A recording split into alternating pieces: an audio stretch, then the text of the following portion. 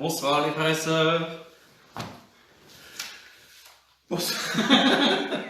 On n'a pas répété le texte, on est désolé. Bonsoir, j'espère que vous avez bien mangé et que vous êtes en forme. Merci de nous rejoindre pour vivre ce début de soirée ensemble. On est content de vous retrouver. Voilà. Comme d'habitude, j'aurai le petit texto qui arriveront pour me dire vos questions au fur et à mesure. Voilà. Voilà, donc on a quelques questions auxquelles on n'a pas pu répondre la semaine dernière parce qu'il y en avait vraiment beaucoup.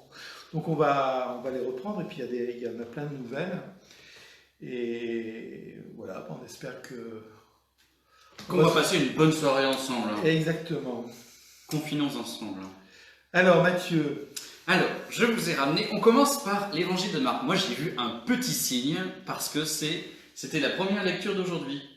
Il est question en tout et pour tout de Marc 9 fois ou 8 fois dans toute la Bible. On n'est pas sûr que ce soit le même Marc à chaque fois, mais aujourd'hui c'est quelqu'un qui s'appelle Jean, surnommé Marc, ou Marc surnommé Jean, j'ai oublié. Mais on a parlé de lui dans la première lecture, acte 12, et je me dis c'est un beau signe. La question est la suivante. Pourquoi l'évangile de Marc est-il le plus court? Et pour répondre rapidement à cette question, j'ai ramené 2 livres, la Bible d'abord, et puis si jamais vous avez envie de creuser la question, c'est que sait-on du Nouveau Testament de Raymond Brown? Ça c'est costaud, c'est du sérieux. Donc c'est tous les livres du Nouveau Testament qui sont passés au crible les uns après les autres et qui nous donnent la position actuelle scientifique. C'est équilibré, c'est un prêtre, Raymond Brown. Donc voilà, c'est du bon orange. Que sait-on du Nouveau Testament? Pourquoi l'évangile de Marc est-il le plus court? Je vais faire une réponse. En fait, je suis tellement content qu'on me pose une question exégétique. Je vais pouvoir vous retransmettre ce qu'on m'a appris au séminaire et qui m'a nourri l'esprit. D'une manière pas trop longue quand même. Oui. Hein, pas trop courte non plus. Non, mais entre les deux. C'est pas une homélie, quoi. Hein. Quand Jésus repart vers Dieu, comment se propage l'évangile? Eh bien, il se propage d'abord par oral. Et donc, il y a des transmissions orales qui se forment et il y a une tradition orale. Les apôtres vont de droite et de gauche un peu partout dans la mer Méditerranée. Et ils transmettent tout ce qu'ils savent de Jésus. En plus de toutes ces traditions orales, donc ils transmettent les paroles et les actes de Jésus, ça se transmet. Voilà, ça se transmet par oral. À côté de ça, les premiers écrits apparaissent. Il y a des récits de la passion et de la résurrection de Jésus. Mort et résurrection, c'est le cœur de la vie de Jésus. C'est là où il donne sa vie. On y reviendra tout à l'heure sur une question sur le baptême. Donc il y a des récits de passion et résurrection. Et il y a aussi ce qu'on appelle une collection, plein de paroles de Jésus, que les disciples ont appris par cœur, ils transmettent aux autres disciples, qu'on appelle la source Q. Quelle en allemand, ça veut dire la source. Et donc, on transmet ça. Marc, on pense que son évangile, c'est notre ami Brown qui me le dit, a été écrit entre l'an 60 et l'an 75. Ça signifie une grosse trentaine, 30-40 ans après la mort de Jésus. Et peut-être même que les premiers apôtres ont commencé à mourir. Et donc on se dit, oh là là, il faut écrire, voire même ils sont déjà morts. Et alors Marc, il y a une proposition qui est possible, on n'a pas de certitude vu que c'est tellement loin. C'est peut-être bien, il a d'abord été disciple de Saul, on le voit tout à l'heure dans les actes, on le voyait tout à l'heure. Et puis ensuite sans doute disciple de Pierre. Voilà, il écrit plutôt pour une communauté qui n'habite pas la Palestine, donc des Romains ou des Grecs, des Juifs grecs, Romains, voilà. Et du coup, pourquoi est-ce que je dis tout ça? Pour dire un peu pourquoi, parce que l'évangile de Marc, c'est le tout premier évangile à avoir été écrit. Et au fond, Marc, non seulement il transmet la plus belle nouvelle de la terre, mais il invente un genre littéraire pour transmettre cette nouvelle, à savoir l'évangile. Il reprend les récits de passion et résurrection, il reprend les collections de paroles de Jésus, et il reprend les traditions orales qu'il a entendues, sans doute de Pierre et de Paul, et d'autres apôtres peut-être, et il fait une compilation, il raconte, c'est une vie de Jésus théologique, une confession de foi sur la vie de Jésus. Et voici l'évangile de Marc créé. Et à dire vrai, l'évangile de Luc et l'évangile de Matthieu ont été créés plus tardivement, quelques années après, et ils reprennent Marc quasiment entièrement pour écrire leur évangile, et ils transforment, ils ajoutent, ils rajoutent des petits passages, des traditions qu'ils ont en plus, que Marc n'avait pas. Mais Marc, quand vous le lisez, donc, il a la saveur d'un texte presque fait sur le vif. On a des détails. Par exemple, il n'y a que dans l'évangile de Marc où, dans la tempête apaisée, Jésus pose la tête sur un coussin. Il y a ce petit détail qui est fort sympathique. On a l'impression de toucher une tradition qui... Voilà, on imagine l'apôtre qui redit à un disciple, et là Jésus il a posé sa tête sur un coussin, et là le disciple retransmet à Marc, il a posé la tête sur un coussin, et Marc réécrit, il a posé la tête sur un coussin. Voilà. Et donc l'évangile c'est le plus court, c'est le premier qui a été écrit, à partir desquels vont être écrits Luc et Matthieu. Jean, on est moins sûr, Jean est plus tardif, sans doute qu'il s'inspire de tout, mais il réécrit d'une manière différente. C'était pas trop long? Bah ça va. Ça va? Ça aurait pu être pire. Allez lire les frères et sœurs. Alors il y a une autre question qui est posée, c'est quelle est la différence entre l'esprit de Dieu et l'esprit de vie? Alors là, je serai plus court. Voilà, un peu de français. Parce que l'esprit de Dieu, ben, c'est l'esprit, là c'est le complément du nom, ce qui complète le nom de Dieu. Dit la provenance, l'esprit qui vient de Dieu. Tandis que l'esprit de vie, ça c'est le complément du nom, là il indique, je dirais quasiment une direction, une donation, voilà, c'est l'esprit qui donne la vie, qui a pour conséquence la vie. Mais en fait c'est le même esprit, c'est simplement le complément qui est différent. Mais c'est beau, dans votre prière, vous pouvez faire cela. Mettre des compléments du nom pour méditer sur une personne de la Trinité. Esprit de vie, esprit de lumière, esprit de joie. Jésus qui me sauve, là, Jésus qui me libère, Jésus qui me fait grandir. C'est des prières courtes, on appelle les prières jaculatoires, elles sortent de notre cœur vers Dieu et elles nous font tourner autour de la personne et nous la font habiter. Mon petit Pascal, pourquoi dans les psaumes parle-t-on du Liban et des cèdres du Liban? Ça nous apporte quoi? Le cèdre du Liban, c'est un très bel arbre, un grand arbre, énorme et massif.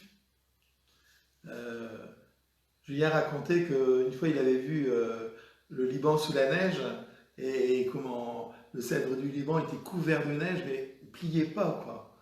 Et donc quand on parle du cèdre du Liban dans les psaumes, etc., on fait allusion à cette solidité, à cette sur lequel on peut s'appuyer, quoi, hein. Et voilà, puis c'est l'arbre, un peu l'emblème du pays là-bas, enfin, je veux dire. Donc c'est pour ça que dans les psaumes on en parle souvent. Merci mon bon père. Alors, Mathieu, la prière de demande a-t-elle la même valeur que les autres prières? Car elle n'est pas gratuite, on attend forcément un retour. Pour la prière de demande, on vous renvoie à la vidéo qu'on a faite aujourd'hui pour approfondir, mais sur cette question précise à laquelle on n'a pas répondu tout à l'heure, non seulement la prière de demande a la même valeur que les autres prières, mais elle est très importante. Parce que demander quelque chose à quelqu'un, c'est un acte de confiance. Alors moi j'aime bien quand tu critiques un peu, il y a une manière de la prière de demande qui n'est pas juste, c'est le troc. Oui, le troc, voilà, c'est en disant à Dieu, voilà, si tu me donnes ça, moi je te donne ça. Et souvent dans nos prières, il y a un petit peu de ça quand même. Cette prière-là, elle n'est pas bonne. Elle est incomplète, imparfaite. Elle n'est pas bonne parce que, je veux dire, Dieu est bon, donc il n'a pas besoin de rien en échange, si ce n'est que notre demande si notre demande vient du cœur, profondément du cœur, elle saura le toucher. Il n'y a pas besoin qu'on lui donne autre chose que ça. Je veux dire, on ne rentre pas dans un dialogue de troc avec Dieu, on rentre dans un dialogue d'amour avec Dieu. On peut lui dire sa souffrance ou la souffrance de quelqu'un et lui dire, voilà, aide-moi ou aide-le. Cette prière-là, elle sait toucher le cœur de Dieu. Et alors je disais aussi qu'elle était magnifique, hein. Ça il faut retenir, frères et sœurs, prière gratuite. Une prière de demande peut être gratuite, parce qu'elle vient du cœur.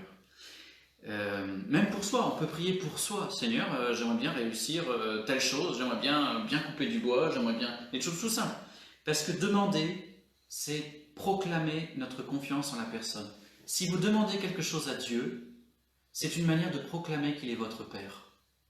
Dire « Seigneur, s'il te plaît, donne-moi ça », c'est un acte de foi en sa paternité, en sa bonté. Quelqu'un qui ne demande jamais rien pour lui-même, j'ai peur qu'il n'ait pas ce rapport de simplicité avec Dieu.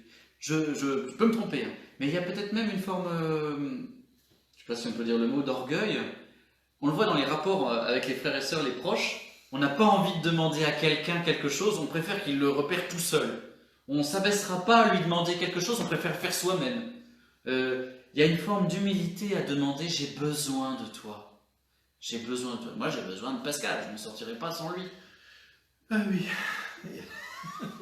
Pascal. J'aimerais bien que de temps en temps, il se passe. Mais je pense aussi que la prière je pense que c'est un acte d'amour aussi que de demander à quelqu'un de m'aider.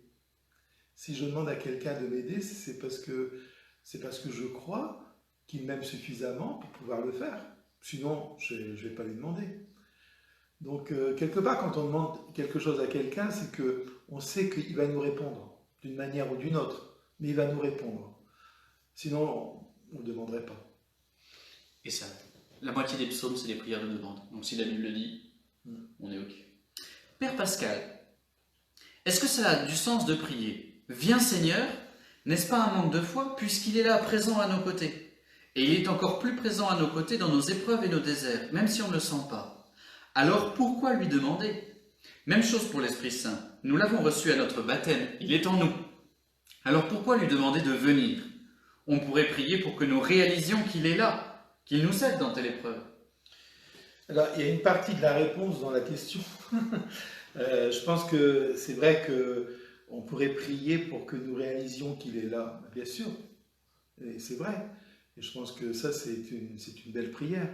Mais j'en reviens un peu à ce que j'ai dit précédemment dans notre question.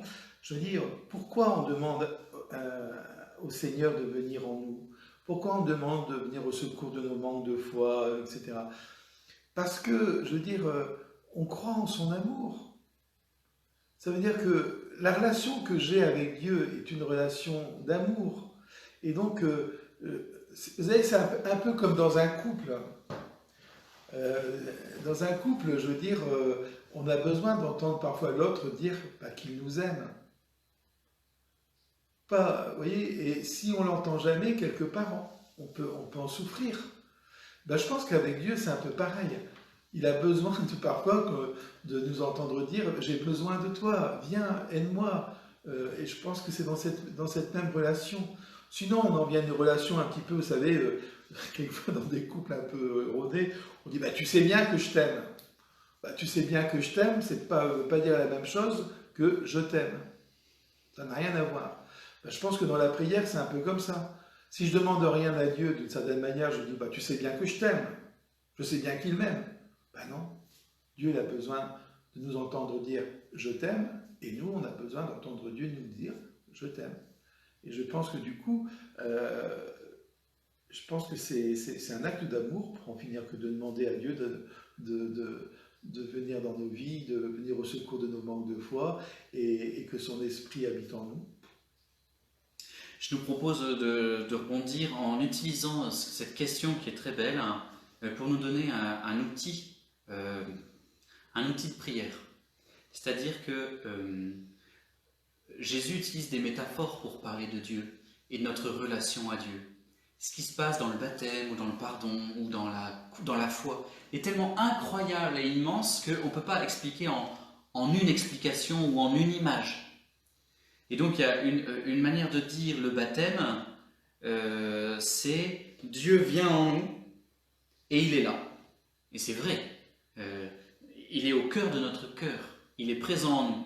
Et donc finalement toute la vie chrétienne, ça serait que Jésus prenne plus de place dans notre vie, qu'il se déploie. C'est une première image.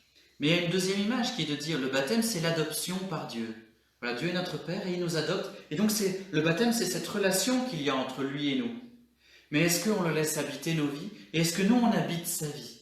En fait, ces deux images, elles sont vraies et elles se complètent. Et dans notre prière, un coup, on peut être plus dans l'intériorité, on dit Jésus, tu es là. Et dans notre prière, on a dit, il y a un face-à-face avec la personne de Dieu, et on lui parle et on lui vient. Les deux prières sont complètement vraies théologiquement, et elles se complètent l'une l'autre. Oui, puis je crois que notre vie de foi n'est pas un long fleuve tranquille. Hein.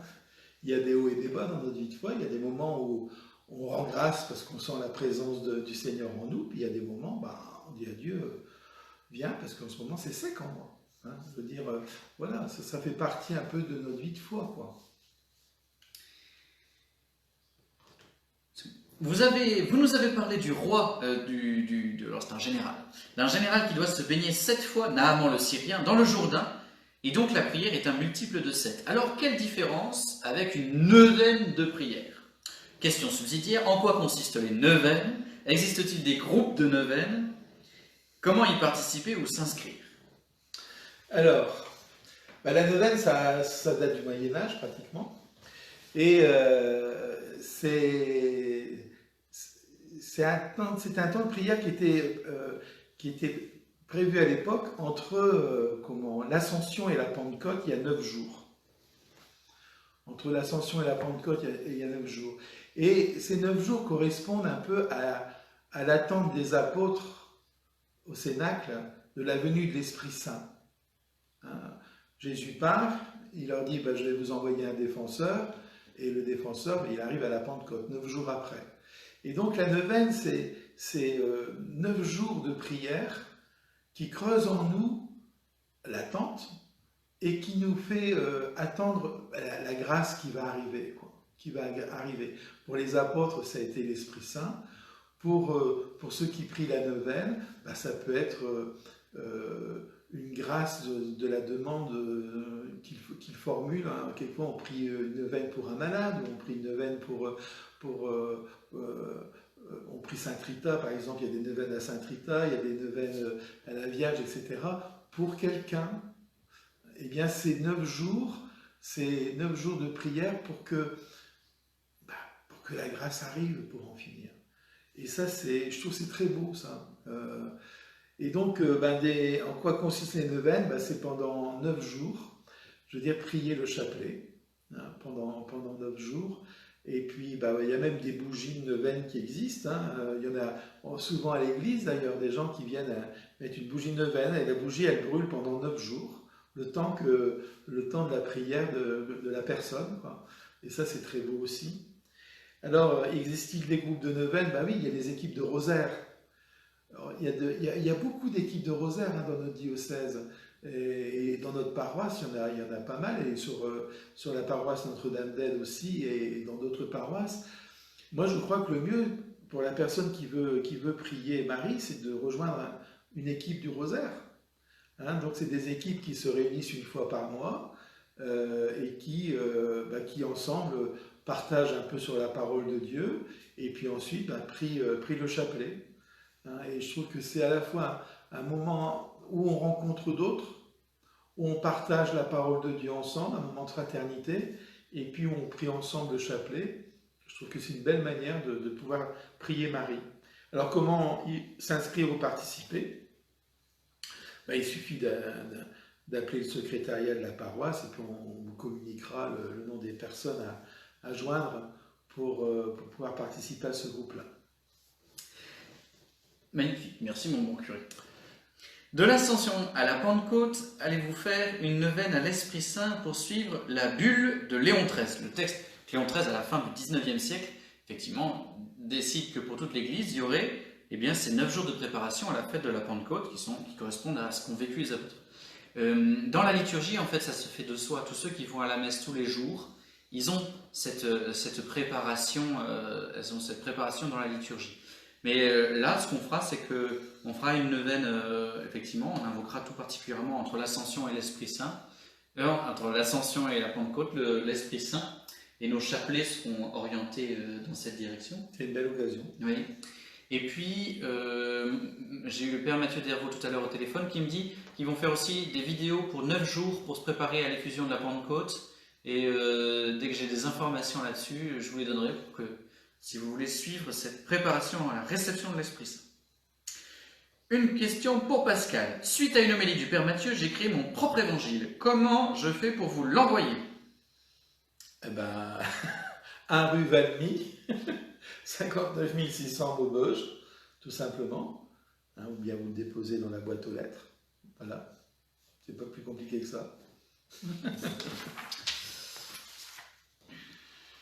Alors Mathieu, comment savoir s'il faut aller chez le prêtre ou chez le psychologue?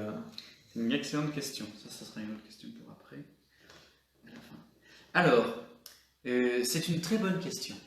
Parce que c'est deux, je dirais, fonctions, ministères presque, qui sont tous les deux beaux, un psychologue et un prêtre, qui se complètent. Le psychologue, s'il y a des psychologues dans la salle, ils peuvent améliorer mes propos, hein, mais il connaît les mécanismes de l'esprit. Il connaît les traumatismes de l'enfance, comment l'esprit se développe, les comportements, et donc en fait, voilà, il permet à la personne qui vient le voir de mieux se connaître lui-même. Et donc le prêtre, on a un petit peu de psychologie de comptoir, mais on n'est pas très formé à la psychologie. On n'a pas connaissance de toutes les pathologies, par exemple toutes les maladies de l'esprit que les uns et les autres peuvent avoir, la manière de guérir de tel ou tel traumatisme, c'est pas notre voilà, ou de se construire soi-même ou voilà. Donc on a le psychologue a des compétences spécifiques que le prêtre n'a pas, et donc le prêtre parfois renvoie telle ou telle personne qui vient le voir en disant va voir un psychologue ou un psychiatre parce que ce problème-là, moi je ne peux rien faire. Et Dieu passe par les spécialistes. Quand on est malade du corps, on va voir le médecin. Dieu passe par le médecin pour qu'on aille vers la guérison. C'est les voies naturelles. Ce qu'il y a de commun entre le prêtre et le psychologue, c'est que tous les deux, quand quelqu'un vient nous voir, le prêtre et le psychologue, nous sommes dans une attitude d'écoute. En théorie, on essaye du mieux qu'on peut. Ça dépend si on est, voilà, si c'est un rendez-vous, si on est entre deux portes et qu'on est très pressé et qu'on a du mal à vous écouter, c'est parce qu'on a un rendez-vous après, c'est pas parce qu'on vous aime pas, c'est juste qu'on a du mal à vous. Mais normalement, quand on est bien, on écoute la personne. Et le fait même d'écouter quelqu'un, et par exemple quelqu'un dit oh je suis pas bien en ce moment, ça va pas avec telle personne. On répète simplement la question. Ah oui, ça va pas avec telle personne. Donc là, ça veut dire, j'ai bien compris, j'ai bien entendu ton problème, vas-y, continue. Bah oui, parce que elle m'a dit ça, j'ai dit ça, ça. Donc on peut, voilà, dire, ah oui, elle t'a dit ça. Et du coup, on permet à la personne d'exprimer ce qu'elle a dans le cœur, elle exprime, et pouf, elle va trouver elle-même la solution à son problème. C'est pas d'abord le prêtre ou le psychologue qui doit trouver le chemin. C'est la personne qui doit emprunter le chemin qui lui semble le meilleur. Et donc cette attitude d'écoute, on appelle ça l'écoute active, c'est-à-dire qu'on permet vraiment à la personne de se saisir elle-même parce qu'elle est entendue, donc du coup elle peut mettre les choses sur la table et on trie au fur et à mesure qu'elle parle. Mon grand-père il disait mets tout par terre, on va trier.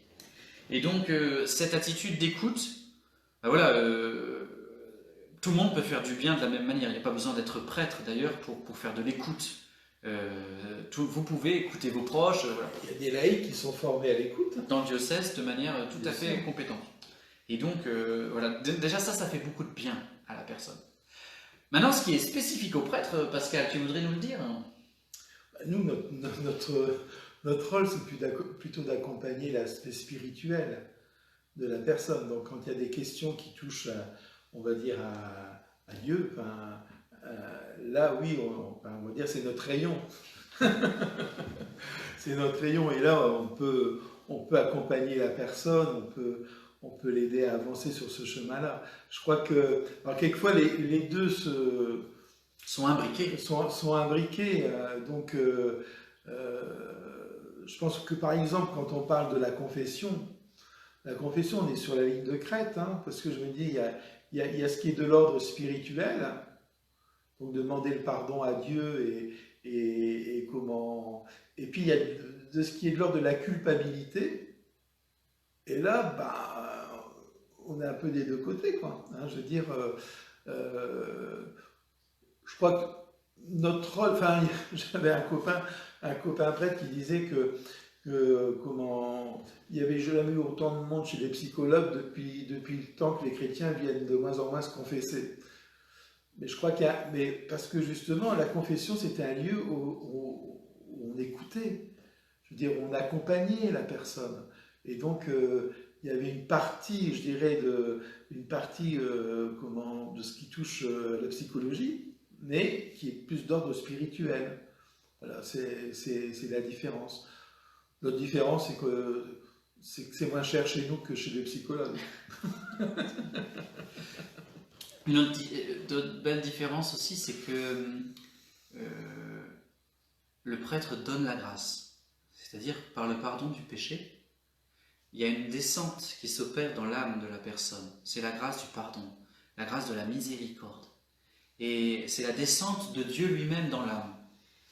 Le prêtre aussi peut se permettre, d'ailleurs un laïc formé, peut se permettre aussi de dire une parole de la Bible, ou une parole de sagesse, qui oriente la vie. C'est-à-dire, quand on reprend une parole de Jésus et que Jésus dit « ça c'est mal, ça c'est bien », ça oriente quand même la décision davantage. C'est pas au prêtre de prendre la décision à la place de la personne. La personne doit être libre. On parle d'ailleurs plus d'accompagnement spirituel que de direction spirituelle aujourd'hui. Mais le prêtre peut quand même apporter une parole, semer quelque chose dans l'esprit de la personne. Normalement, le psychologue doit rester neutre. Il est un espace d'écoute. Alors, quand il y a une pathologie, il peut aussi donner des conseils quand même pratiques au niveau de l'esprit. Mais voilà, donc il y a une venue de Dieu. Voilà. Et on pourrait finir en disant que c'est vrai que quand on se sait aimé par Dieu, on l'a perçu, on l'a vécu, la vie elle est différente. Et on peut traverser les problèmes de manière différente. Avec ou sans Dieu, c'est pas la même chose. On ne vit pas de la même manière. Donc il y a un gain particulier chez le prêtre de ce côté-là, ou chez le fidèle, le chrétien formé ou bienveillant.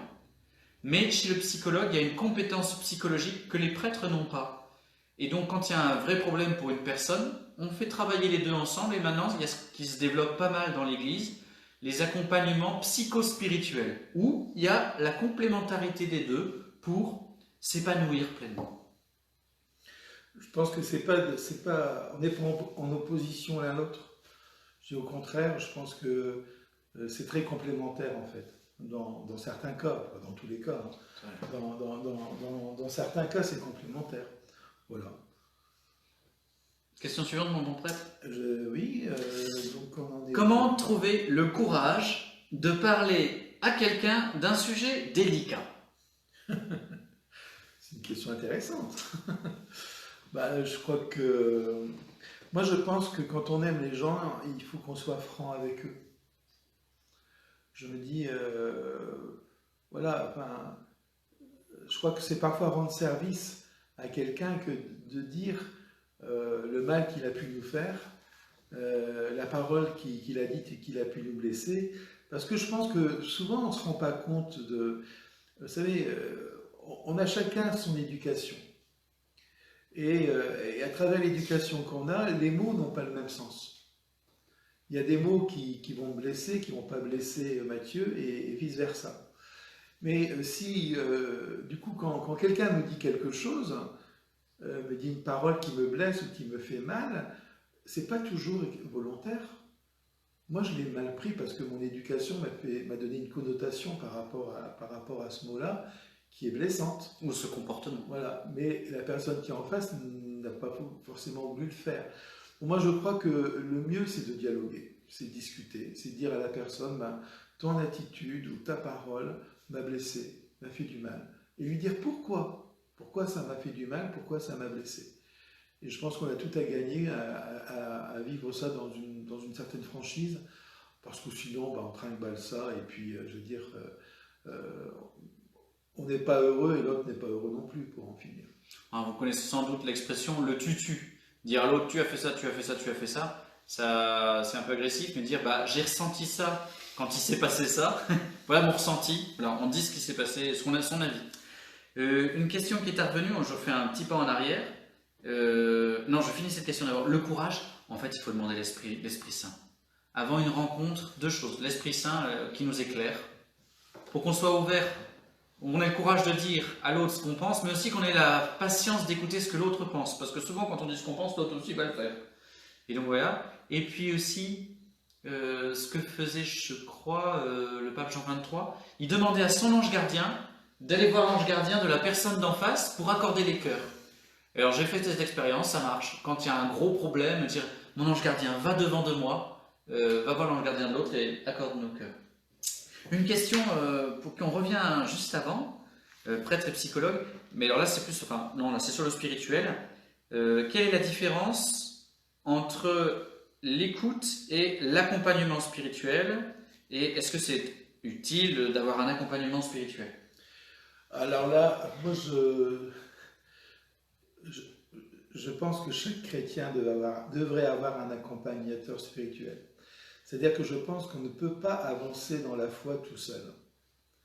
Et que c'est bien d'avoir quelqu'un en qui on a confiance, avec qui on peut parler de tout, parler de ses difficultés, parler de ses doutes, parler de ses joies aussi, et de vivre un véritable accompagnement spirituel. Je pense que oui, chaque baptisé devrait avoir un accompagnateur spirituel. Alors ça peut être un prêtre, mais ce n'est pas forcément des prêtres. Il y a des laïcs maintenant qui sont formés à l'accompagnement spirituel. On en a plusieurs ici sur la paroisse, et puis dans le diocèse. Et je me dis qu'il y a des religieuses aussi qui peuvent aider. Mais je crois que l'accompagnement spirituel, relire sa vie, c'est le mot-clé. Relire sa vie avec quelqu'un, ça nous permet de mieux distinguer les signes que Dieu nous fait dans notre vie. Et je me dis que tout seul, parfois, c'est un peu compliqué. Ou on n'a pas le courage de le faire. Quand on a un rendez-vous tous les mois, ça nous oblige à le faire. Et c'est un lieu d'écoute. Tous les 2 mois. C'est un lieu d'écoute et puis c'est un lieu d'accompagnement. Les deux sont importants. Les deux sont importants. Je pense que quand on a la chance de pouvoir Même nous, les prêtres, nous avons un accompagnateur spirituel. Je veux dire, on a besoin parfois de quelqu'un pour nous aider aussi. Vu le résultat du Père Pascal, le sien ne doit pas être terrible, mais... Et celui du Père Mathieu est au bord du suicide. Mais voilà. Alors après, j'avais entendu une sœur du Cénacle, donc c'est des sont religieuses, les sœurs du Cénacle. Bah oui. C'est des religieuses. Ça aurait pu être des laïcs consacrés. Et elles sont donc des jésuites, et donc elles ont une formation à l'accompagnement spirituel. On les a perdues, elles ne sont plus dans le diocèse, mais elles étaient là merveilleuses. Mais elles ont formé des laïcs, et elles ont... l'une d'elles m'avait dit que l'accompagnement spirituel, c'est bien, mais il y a des périodes de la vie plus importantes. Par exemple, quand on a une grande décision à prendre, par exemple un choix vocationnel, ou alors quand on a une grande épreuve ou une grande tension, ou un grand questionnement spirituel, tout ça, voilà. Il y a d'autres périodes de la vie où le train est sur les rails, et par exemple dans un couple, si tous les deux arrivent facilement à parler de leur vie spirituelle, c'est pas le cas de tous les couples, il y en a ça marche pas du tout, c'est pas un problème, on peut être sur des planètes différentes tout en étant mariés, il n'y a pas de souci, même si c'est plus compliqué parfois. Mais le premier accompagnateur dans un couple, ça peut être l'époux ou l'épouse. Voilà. Bon, c'est à prendre avec des pincettes, ça marche pas toujours. C'est bien quand même quand c'est quelqu'un qui a un peu de distance par rapport à notre vie. Je trouve que c'est mieux. Ça aide. Ça dépend si le train est sur les rails ou pas, en fait. On a 2 avis différents.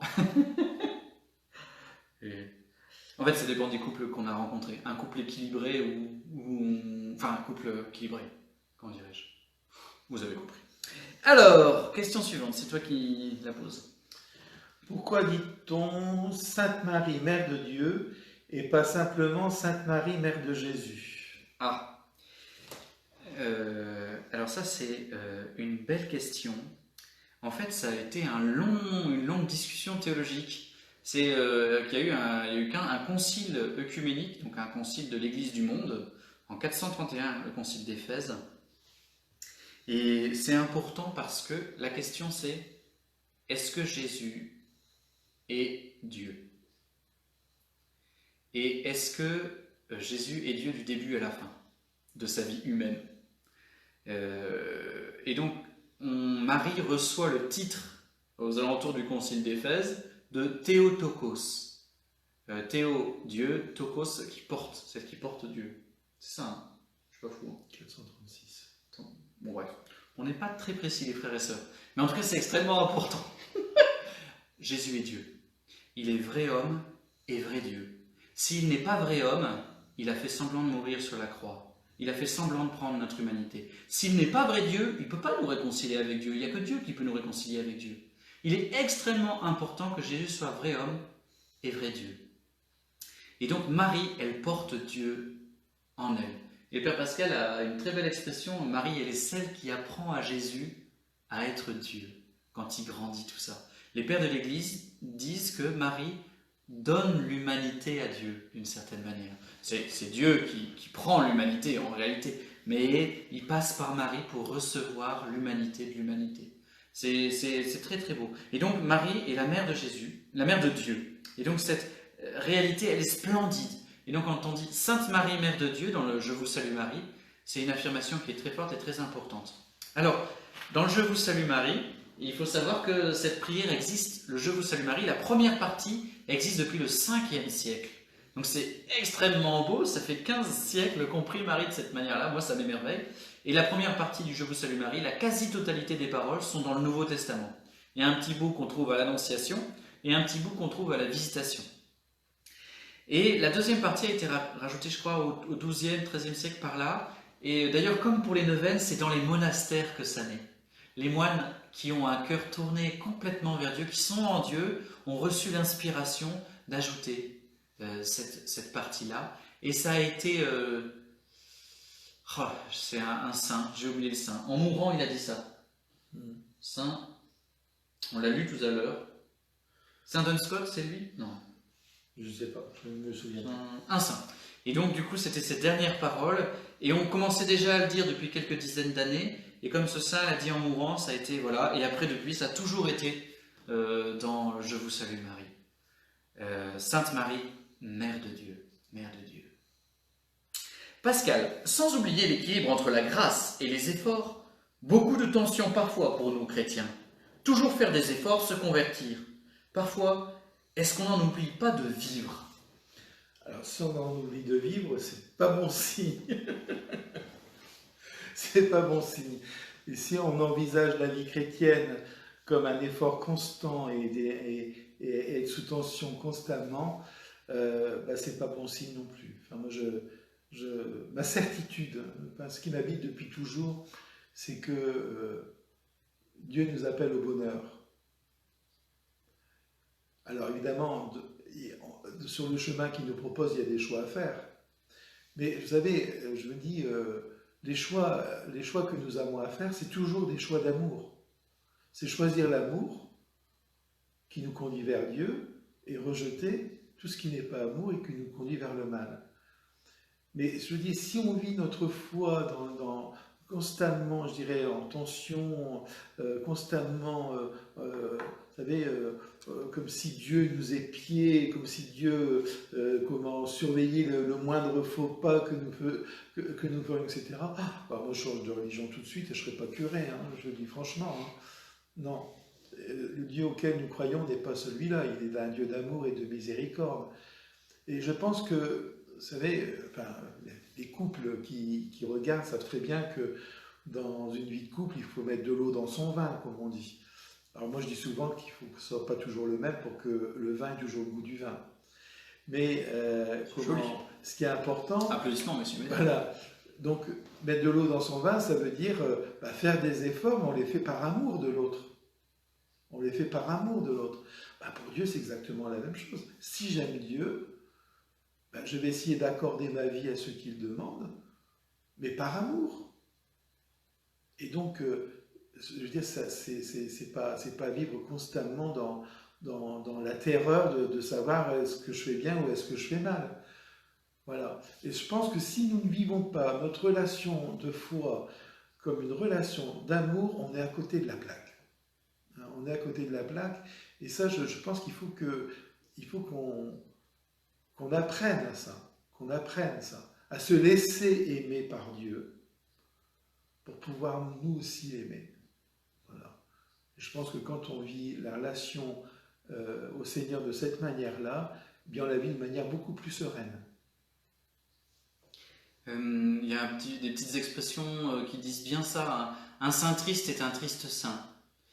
Ça ne veut pas dire que le jeûne est une mauvaise chose, au contraire, c'est important de jeûner, de faire des efforts, de donner son cœur à Jésus par des petits sacrifices, c'est beau tout ça, mais ça doit être par amour. Si c'est pas par amour, il y a un problème en fait. Tout ce qu'on fait, oui, c'est ça. Vous savez, enfin, je me dis, on entend encore ça parfois, de dire comment. Parfois des personnes nous disent je n'ai pas été à la messe parce qu'il y a eu telle ou telle raison qui m'a empêché de Raison venir. majeure, il faut que ça soit sérieux quand même, des fois, ça. Du coup, on est un peu, oui, on est en état de péché. Dieu, il n'est pas comme ça quand même. Il n'est pas idiot. Je veux dire, comment, voilà, j'ai été souffrant, j'ai pas pu aller à la messe, ben voilà, à la ligne, je veux dire, il n'y a pas de mal en la demeure. Et je me dis que si on ne vit pas cette relation à Dieu dans la sérénité, on ne peut pas avancer dans la foi. La peur n'a jamais fait de grands croyants, je suis désolé. Ça fait des fanatiques, mais pas des grands croyants. Je veux dire, on ne peut pas vivre notre foi dans la peur. Je veux dire, Dieu, il veut établir une alliance avec nous. D'accord? Et donc, une alliance, eh ben, c'est chacun des deux s'y met pour pouvoir avancer. Voilà. Et je me dis que si on ne vit pas notre relation à Dieu de cette manière-là, ben, je pense pas je pense qu'on est à côté, on ne comprend pas vraiment ce que c'est que la foi. Alors, il y a une question qui était posée. C'était pourquoi dans la Bible on nous dit toujours qu'il faut craindre Dieu, que ce soit dans l'Ancien et même dans le Nouveau Testament, craindre Dieu.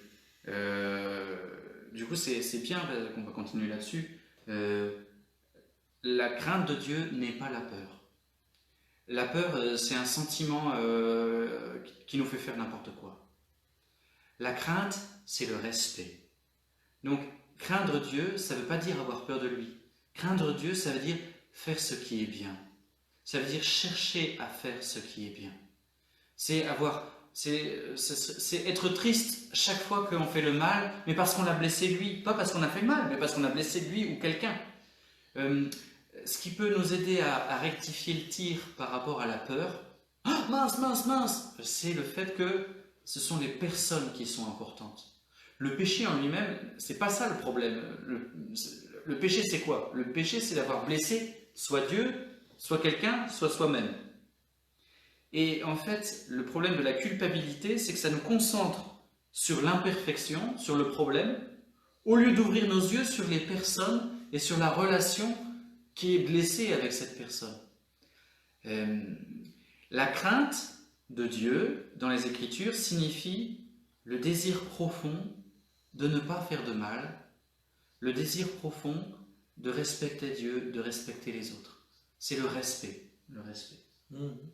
Ça ne veut pas dire que l'Église et le Christ ne recadrent pas en mettant des lois assez fermes, mais pour nous éduquer, pour nous donner une direction. Si on nous dit vous pouvez faire tout ce que vous voulez, de toute façon tout va bien, c'est pas vrai.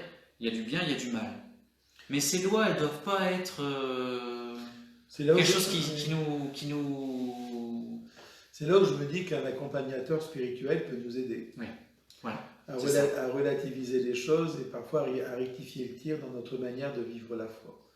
Ou la rencontre avec un prêtre. Moi je me dis, si vous vivez votre foi dans cette crainte constante de ne pas être dans les clous, on va dire, il y a quelque chose à guérir. Il faut aller voir un prêtre ou il faut aller voir un accompagnateur spirituel. Mais il ne faut pas rester comme ça. Après, il y a aussi des psychologies qui sont comme ça. Parfois, tel ou tel a toujours été comme ça, en essayant d'aimer, de croire, de faire confiance. Faut accepter d'avoir ce sentiment de peur qui est là aussi. Je veux dire, on ne peut pas toujours tout changer en soi. Mais voilà, c'est pour ça que peut-être qu'on peut amener un sujet qui n'est pas dans les questions, mais qui aide à comprendre la situation maintenant. Le bien c'est le bien, le mal c'est le mal. Et il y a une loi de Dieu, quoi qu'on ait envie de faire, la loi elle ne changera pas. L'amour c'est l'amour, le contraire de l'amour c'est le contraire de l'amour.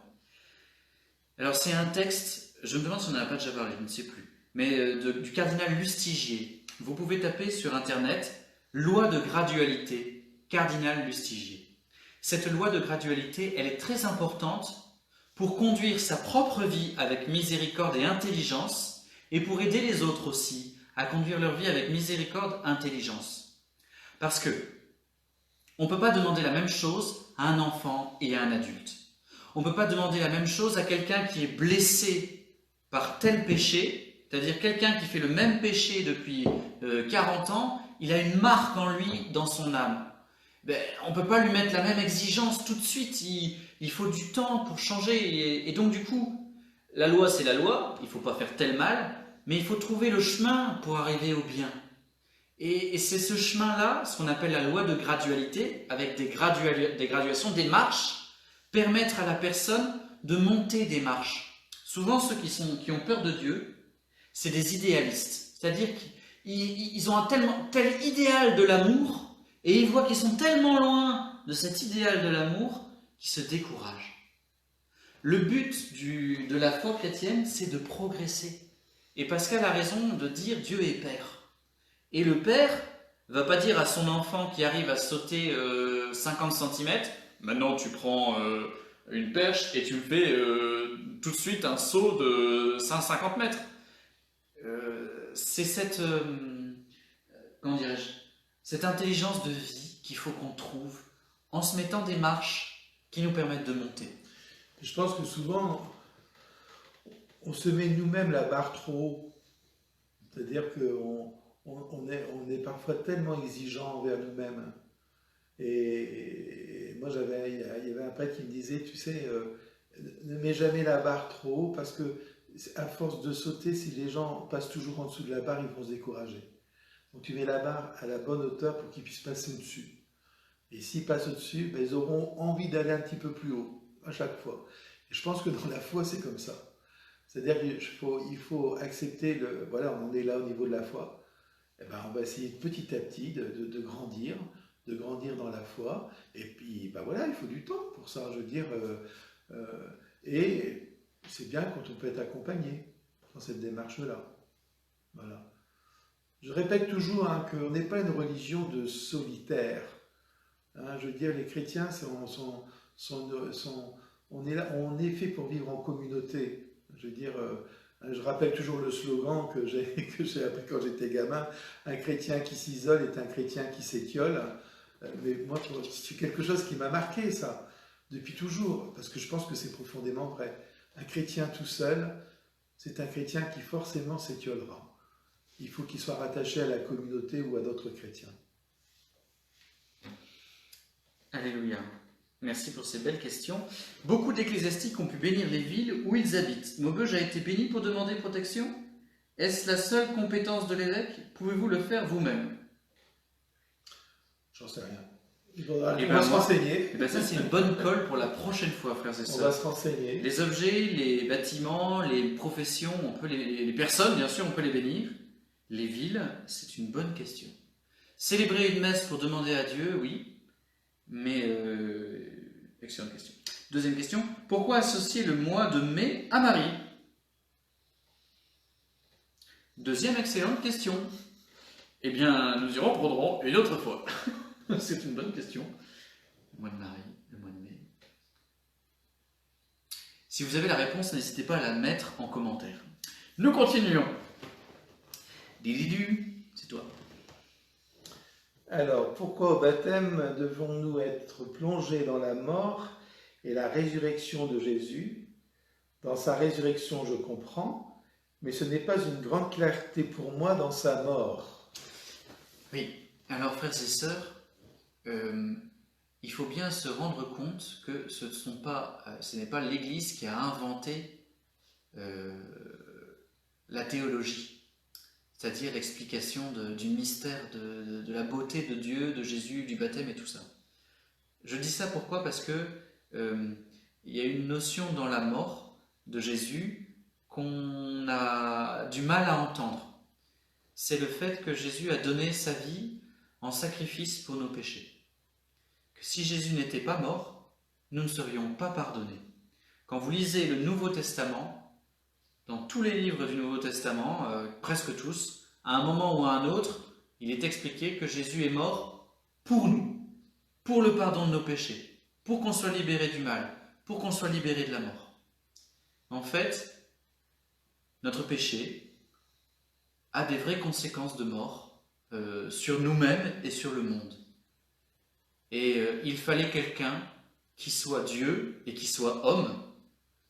Vraiment Dieu pour qu'il ait le pouvoir de nous en libérer, mais vraiment homme pour vraiment être en solidarité avec nous, unis à nous libérer de l'intérieur et pas de l'extérieur.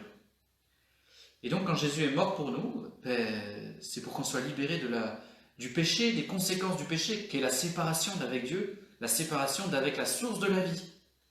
En fait, Jésus prend sur son cœur, il prend tout le mal, il prend tout ce qu'on a fait de mal, il l'accepte, il donne sa vie de grand cœur pour nous, pour que de sa mort jaillisse notre vie. Il meurt pour que nous vivions. Et donc, dans le baptême, on est plongé dans la mort et la résurrection de Jésus, parce que c'est dans la mort de Jésus qu'on est sauvé, parce qu'il assume notre péché. Ce qu'il faut voir, c'est que... oui, voilà, on va commencer par ça, parce qu'après on parlerait dans d'autres... Après, il faudrait analyser ce qu'apporte le plus la résurrection par rapport à la mort de Jésus, mais voilà, cette mort pour nous, mort pour nos péchés. On le retrouve chez saint Paul dans les évangiles et tout ça.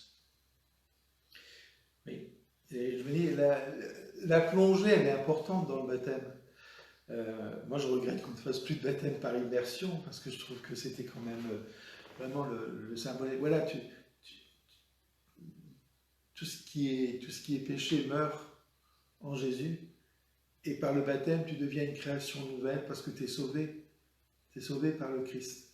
Et ça, c'est fort quand même, le baptême, quand il est vécu comme ça.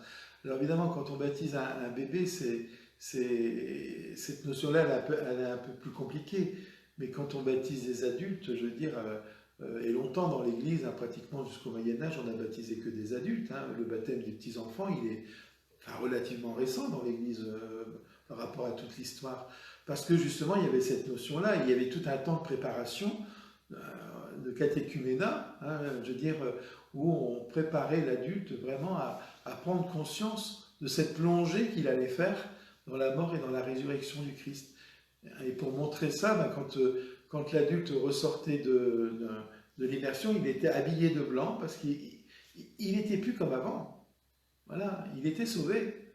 Il est devenu enfant de Dieu. Et donc il peut revêtir le Christ.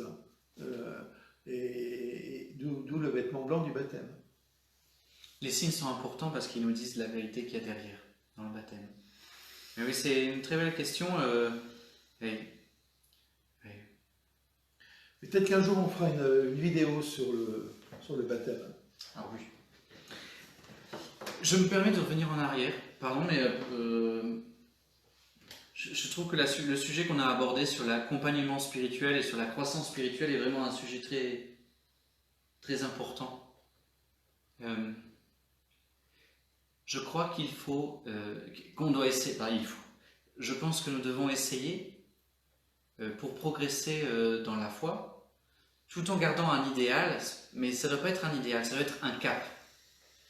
Nous devons renoncer à l'image de nous-mêmes comme étant un saint. Je ne sais pas si je suis très clair.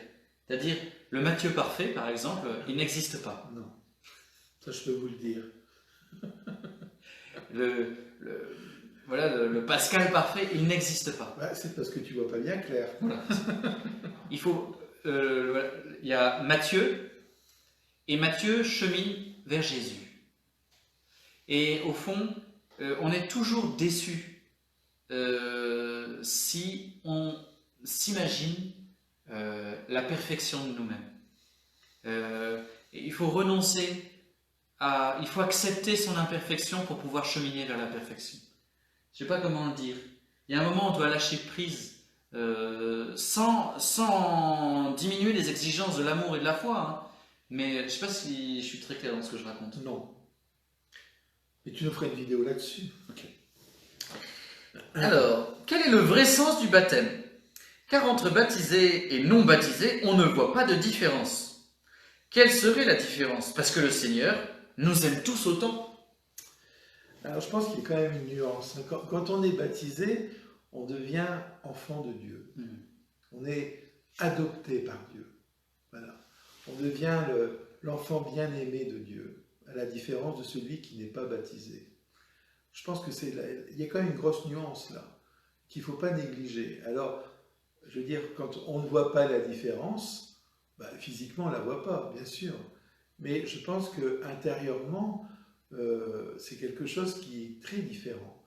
Alors, après, ça dépend de la manière dont on vit son baptême. Parce que si on baptise le gamin et puis que c'est terminé, après, on ne lui fait pas découvrir la grâce du baptême, ça ne changera pas grand-chose dans sa vie. Ça, c'est clair et net.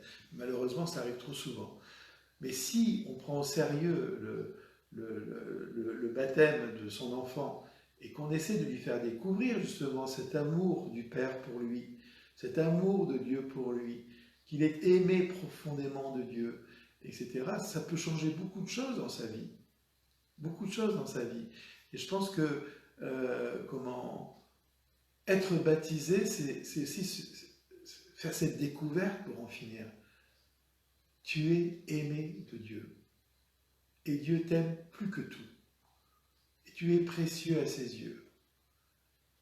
Et c'est la nuance entre celui qui est baptisé et celui qui ne l'est pas. Parce que celui qui est baptisé a fait ce choix-là. Alors vous allez me dire, bah oui, mais il y en a qui, on ne leur a jamais proposé le baptême. Ben, c'est bien là le drame. Et c'est là on a du boulot à faire, hein, nous. Je veux dire, vous savez, je pense que les chrétiens, il faut aussi qu'ils redécouvrent aujourd'hui qu'ils ont une responsabilité à faire découvrir l'amour de Dieu à ceux qui ne le connaissent pas. Parce que si ça nous rend profondément heureux, si pour nous ça donne du sens à notre vie, on n'a pas le droit de garder ça pour soi. Et là, on doit devenir des missionnaires, c'est-à-dire on ne doit pas avoir peur de le proposer à d'autres. Et là, on a une responsabilité. Voilà. Je crois qu'il y a une vraie différence entre quelqu'un qui est baptisé et quelqu'un qui ne l'est pas. On dit que c'est un sacrement qui donne une marque, un sceau. Dieu descend dans l'âme. Quelqu'un qui est baptisé, il porte Dieu d'une manière que quelqu'un qui n'est pas baptisé ne le porte pas. C'est pas notre fait à nous, hein. C'est le fait de Jésus d'abord. C'est parce qu'il se donne. En fait, Jésus se donne. Ben, ceux qui le reçoivent, ils ont Jésus en eux. Ceux qui ne le reçoivent pas, ben, ils n'ont pas Jésus en eux sous cette forme du baptême.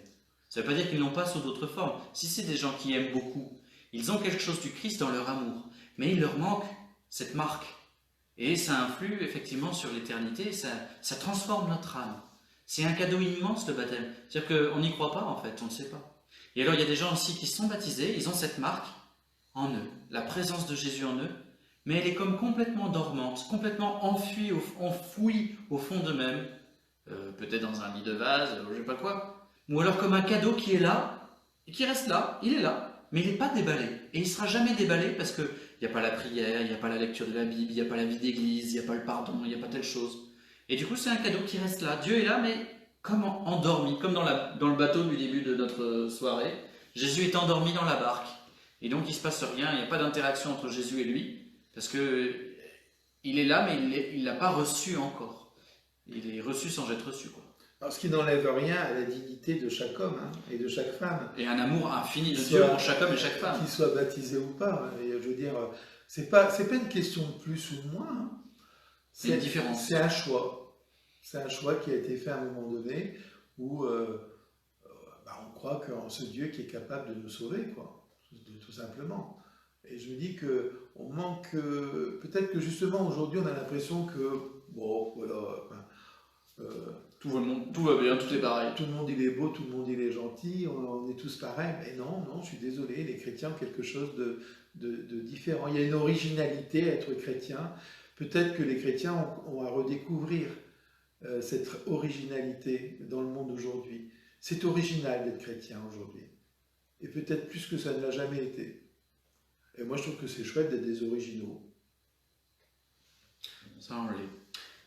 Il reste encore des questions, mais j'avoue que ça fait 1 heure et c'est des questions aussi qui sont profondes, qu'il nous faut le temps, avec Père Pascal, d'y réfléchir. On va les reporter à mercredi prochain. Il y avait aussi les questions du confinement. Oui, on reporte aussi à mercredi prochain. Vas-y. Voilà, enfin, il y a 2 choses par rapport au confinement. Comme le confinement s'arrête lundi, c'est ça ? Il y aura, je pense, un autre type de présence sur la page Facebook. On est en train de réfléchir avec Mathieu. Bon, Julien va nous quitter lundi pour regagner le séminaire d'Orléans. Donc voilà, donc puis nous, il y a une partie de la pastorale qui va quand même se remettre en route, on espère. Donc on est en train de regarder ça. Après, il y avait une question à propos des messes. Donc a priori, le week-end de Pentecôte, nous pourrons vivre les Eucharisties dans nos églises, en sachant qu'on ne pourra pas avoir des assemblées de plus d'une centaine de personnes à peu près. Et donc, il y aura plusieurs messes le dimanche. Voilà. Et donc, et dans 2 églises, hein, toutes les messes seront célébrées soit à Saint-Pierre et au Sacré-Cœur en même temps. C'est les 2 plus grandes églises. Pour permettre au maximum de venir. Et Gemont. Et donc il y aura il y aura 2 messes, en même temps. On multiplie, frères et sœurs. Voilà. Le dimanche, il y aura 2 messes à 9h30, 2 messes à 11h. Il y aura une messe le samedi soir pour pouvoir répartir. Saint-Aldemont. Mais sachez qu'au bout de Saint-Pierre, c'est 120 personnes. À 120 personnes, on dit stop. Hein, donc, à ce moment-là, il faudra aller. Quand vous alliez au bar pendant. Ou alors, il faudra aller voir au Sacré-Cœur s'il y a de la place ou vice-versa, quoi. Mais on sera assez strict sur le nombre de personnes. Et puis, le port du masque sera obligatoire dans l'église. Et il y aura des espaces limités. Il y aura 3 personnes par banc et un banc sur 2. Ça va être merveilleux, les frères et sœurs. Voilà, il y a toutes des consignes qui vont être très compliquées à mettre en place. Il va falloir nettoyer l'église, entre chaque messe, on va avoir besoin de bras. Et donc, tout ça, on est en train d'y réfléchir. On attend en fait le discours du Premier ministre demain pour être sûr de pouvoir mettre tout ça en place. Et puis aussi, il y avait une question sur les vidéos d'après confinement. On va continuer, mais sous quel rythme? Il faut aussi qu'on se détermine. On est en train de demander à d'autres prêtres, vu que Julien s'en va et que c'est quand même un challenge de faire des vidéos tous les jours, d'autres prêtres dans le diocèse pour voir si l'un ou l'autre ne pourrait pas rejoindre notre équipe. Voilà. On garde au chaud vos questions. Il y a une réponse qui est arrivée sur le mois de Marie, que nous n'avons pas vérifié, donc nous redisons sans savoir si c'est vrai, mais le mois de Marie est le plus ancien de ces mois consacrés. Dans l'Antiquité, le mois de mai est considéré comme défavorable au mariage, et c'est pour cette raison qu'il aurait été choisi comme période pour célébrer la Sainte Vierge. Voilà, comme Marie s'est donnée à Dieu. Alléluia, pourquoi pas, frères et sœurs. Les questions qui nous ont été envoyées, on vous promet d'y répondre la semaine prochaine. On finit par une petite prière, mon cher curé? On va dire un Je vous salue Marie, puisqu'on en a beaucoup parlé ce soir. On va le dire tous ensemble, si vous voulez bien. Mère de Dieu. Au nom du Père, du Fils et du Saint-Esprit. Amen. Je vous salue Marie, pleine de grâce, le Seigneur est avec vous. Vous êtes bénie entre toutes les femmes, et Jésus, le fruit de vos entrailles, est béni. Sainte Marie, Mère de Dieu, priez pour nous pauvres pécheurs, maintenant et à l'heure de notre mort. Amen. Et que le Seigneur, notre Dieu, vous bénisse tous, et fasse que vous passiez une belle nuit, au nom du Père, du Fils et du Saint-Esprit. Amen. Bonne soirée à tous. Merci de nous avoir suivis. Bon courage à vous. Faites de vos rêves.